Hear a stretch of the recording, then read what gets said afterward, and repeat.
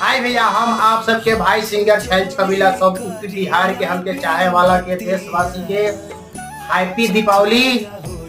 देखी रहुआ सबे, आज बहुत खुशी के बात बा कि हमार चैनल छैल छबीला ऑफिशियल 2000 सब्सक्राइब पूरा भइल। रहुआ सबके बदौलत रहुआ सबे अपन कीमती टाइम और अपन कीमती समय देकर रहुआ सबे ये छैल छबीला ऑफिशियल के सब्सक्राइब कैनी जा, 2000 सब्सक्राइब पूरा में मदद कैनी जा, ओकरा खातिर दिल से प्रणाम बाटे।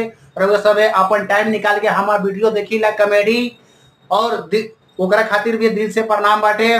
देखिए हमार 2000 सब्सक्राइब जे भाई पूरा कैलक अपन कीमती टाइम दे के, और अपन भोजपुरिया समाज खातिर हम छठी माई से दुआ करतानी कि हे छठी माँ, हे लक्ष्मी जी, हमार जो भी भाई है हमके चाहे वाला, ओकरा ओकरा जीवन में उनका कभी भी दुख के घड़ी ना आया और सबके खुशहाल रखी, हे छठी माता।